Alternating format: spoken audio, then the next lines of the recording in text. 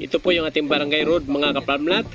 May electricity and then mayroon pong malinis na creek. Malakas po yung tubig dito mga kapamlat. At 30 minutes lamang yung biyahe mula dito hanggang dyan po sa Aimol Pami. At dito po mag-ientrada kung sakaling lagyan po natin ng kalsada. Patawid po dyan sa sapa na yan. Yan na po yung property mga kapamlat. Napakaganda dahil flat at malakas po yung tubig kahit po tag-init. Hindi po nawawala yung tubig mga kapamlat. Tamang-tama po ito sa mga gusto po magkaroon ng resort. You are watching Realty Philippines TV. Please don't forget to subscribe. Ay mga kapamlat, ay narito na po tayo sa ilog, Puro Creek.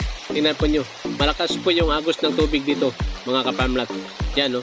At nakapalibot po yung mga bundok dito. Maganda po yung ambience, maraming mga kahoy at saka po ito yung ating kapitbahay. Hindi po kasama sa property ito mga kapamlat.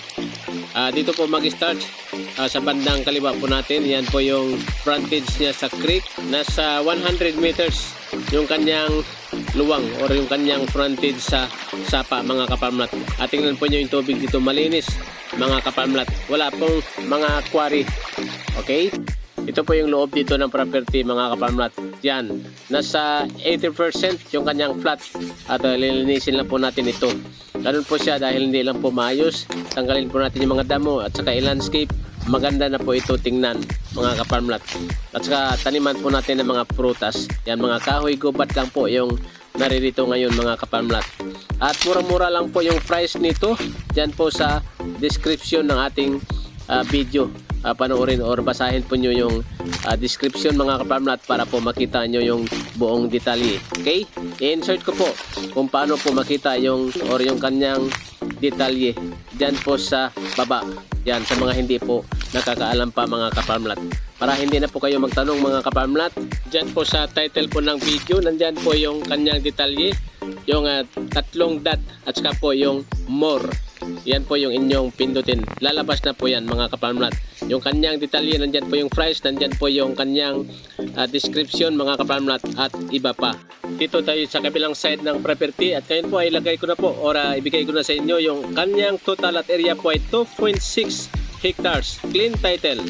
At mula po dito hanggang dyan sa highway ay nasa mga 2 kilometers lamang yung ating distansya mga kapamlat. At ang ating location po ay Siniluan, Laguna.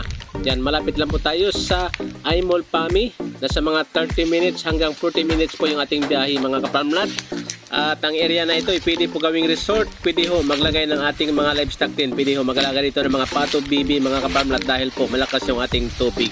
Yan. Pati po backyard na baboy pwede mga kapamlat. Yan. Sa mga interesado pa mag-text lamang dyan sa mga cellphone numbers na naka-flash sa ating screen. At tatawid tayo sa kabila mga kapamlat para po videohan yung paharap po sa property. Yan mga kapamlat, malinis po yung tubig at saka po mahaba yung frontage niya sa ilog. Yan. At tuloy-tuloy pa rin yung ating mga services mga kapamlat gaya po ng transfer of land title, application of original certificate of title, and surveying, landscaping, house design and construction, pati po paggawa ng kubo, and then pagbabakod ng inyong mga property at pati po mga seedling. Kung walang mga tanim yung inyong mga nabiling lupa mga kapamlat ay pwede ho kayo umorder mga seedling sa amin. Ito po yung tubig dito mga kapamlat. Malakas po at tag-init na ngayon pero ganun pa rin siya kalakas mga kapamlat. Yan po, maraming po salamat at muli from Siniluan, Laguna. Ako yung kapamlat, Rosendo Saminyan. Kayo po ay nanonood sa inyong paboritong real estate channel, Realty Philippines TV.